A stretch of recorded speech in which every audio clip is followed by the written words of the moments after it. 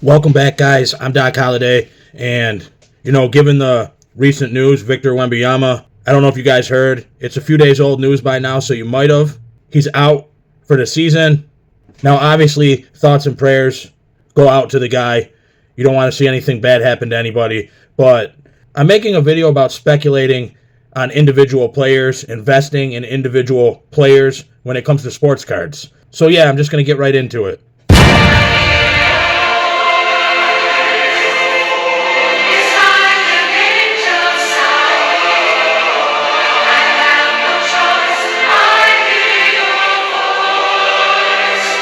So I'm going to start by talking about Victor Wembanyama. Now, I don't collect basketball cards. I stay in my lane. I stick to football. I do some UFC.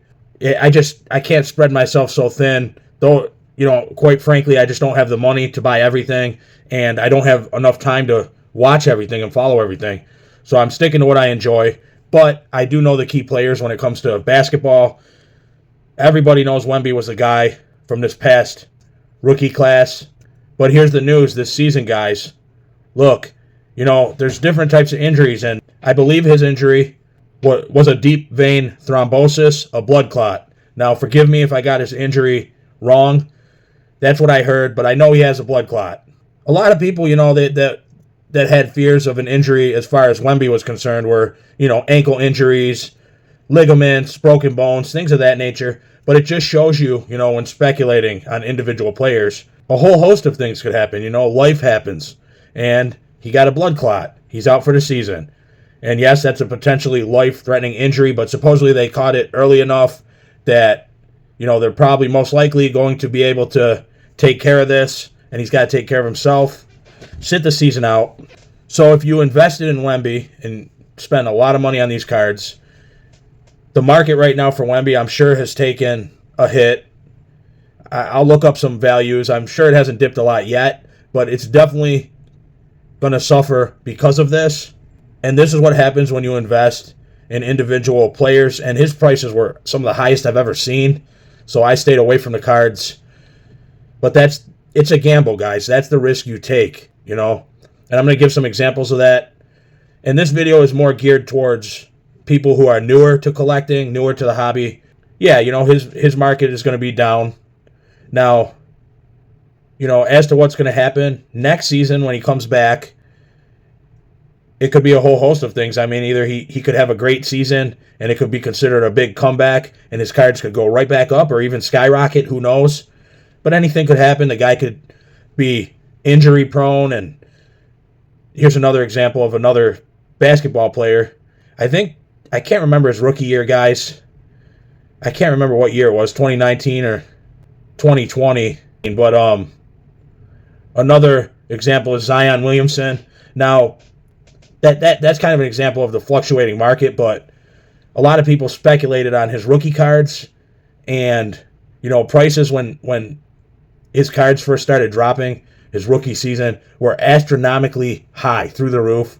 And then the guy was very injury prone, out for multiple seasons, most of the seasons, and his cards took massive hits in value. He's a guy too. He's coming back, having a good season, so now his values have started going back up. LaMelo is another example. I mean, his values are back up now, but they dropped. Another injury-prone guy. But it just shows you, sometimes it's good to wait if you're going to invest in a guy, and maybe when he's out with an injury, if you're willing to take that gamble and chance, maybe that's when you should buy, when the prices are down. Just a thought. But it does seem like the worst time to buy is, right at the beginning, the start of the seasons, when you're fully just speculating on these guys. You're just gambling. Maybe you're taking an educated gamble, but like I said, anything could happen, especially when these guys are young and new to the game. And here's another example, a crazy example. I've talked about this in another video, but I kind of want to bring it back up because this is an example, a learning experience for me. And I think it was the 2021 draft class in football. Yeah, it was, because 2020 was Burrow and Hurts. But, so it was 21. It was Lawrence and Mac Jones. Yep. That was my speculation gamble. People were looking for the next Tom Brady. That's what they were hoping for. And most people didn't believe he was going to be the next Tom Brady, but probably including me, a lot of people thought that maybe he was going to pan out. And he did have, a decent first season. But then it was just a decline the next season. And then you've seen, flipping back and forth between Zappy and Jones. And then eventually, now you see Mac Jones backing up for the Jaguars, Trevor Lawrence. So his cards, here's a huge example. Imagine being the kid, imagine you guys all heard the story, I'm sure. The kid, his father took him to a hobby shop, and for a gift, he got him, I don't know what a great gift, but he got him a box of Prism football, and the kid pulled the black 1/1 Mac Jones. They sold it right away for $100,000. Then that guy who bought it went ahead and sold it for, I believe it was $175,000. Now, this is just a complete guess on the value of the card now, but that has to be one of the biggest L's in history. If you're the guy that's holding that Mac Jones card right now, what's that card probably worth right now? I can't even imagine it would be worth more than $1,500. That just shows you what, speculating on cards, especially early, it's not always the best idea. Now, I know sometimes it is worth taking the gamble because sometimes you get lucky and you do get the guy that ends up, being great. Imagine if you were a guy that speculated on Tom Brady rookie cards. And obviously there wasn't many autographed Tom Brady rookies. And there were some guys out there that, acquired those cards. And some of those cards end up being worth, over $1 million. But most of the time, my point, for making this video is it is a gamble. You don't know what's going to happen with these guys. And like I said earlier in the video, life happens. These guys, it could be a host of things that could go wrong. And more often than not, it doesn't. Everyone's looking for the next Brady or the next Michael Jordan. And more often than not, it doesn't happen. And I'm not saying it can't happen. I'm not saying it won't. But you do have to just remember that, with Wemby, it was a blood clot. Has taken him out for the season. So it wasn't even really a on-court related injury. Doesn't even seem like it would be like a wear and tear type injury either. A blood clot. Just an unfortunate circumstance. Took him out of the game. What was that set? Topps Mercury. Topps dropping that set. What was it? $8,000 a box.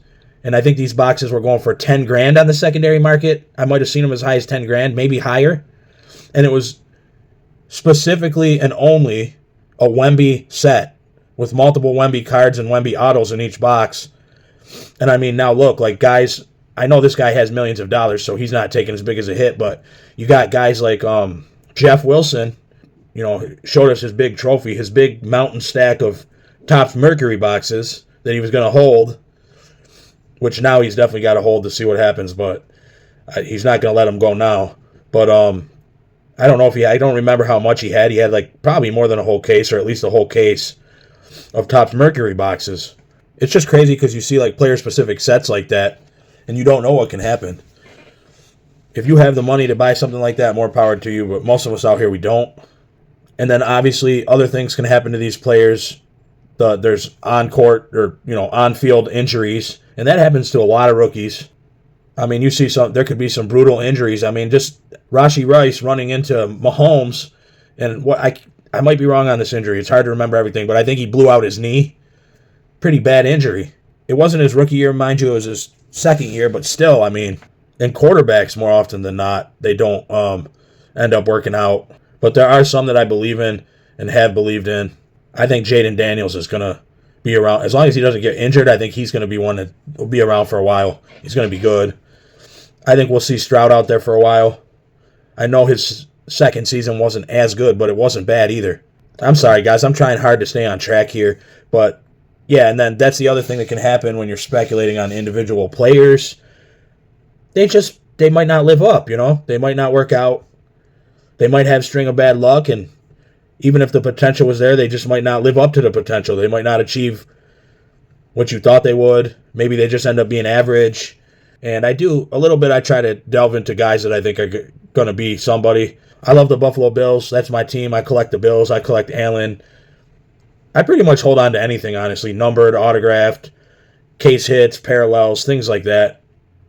I'm trying to think. Probably more I wanted to touch on with this video. I think I completely skipped over it, the Mac Jones thing. I'll just tell you guys what I did, you know. I bought into the Mac Jones hype. I got a couple Mac Jones autographed cards. One of them was an Obsidian RPA, and this was just after COVID, or right around the time of COVID, 2021, the card market at the highest. I was only into it for about a year and a half, maybe.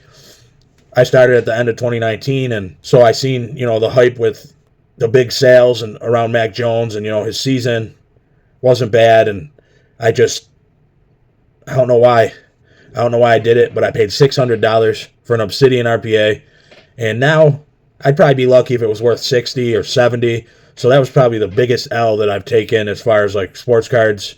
If I try to think about it, I think that's the biggest, one of my biggest mistakes. There's probably quite a few other ones, but yeah, that was definitely one. So you guys can learn from it, and just this is all stuff to think about. I mean, when collecting. So my best advice is just buy what you enjoy the most, collect what you enjoy the most. Don't just chase value, but it's okay to speculate sometimes, but try to do it in a more educated way.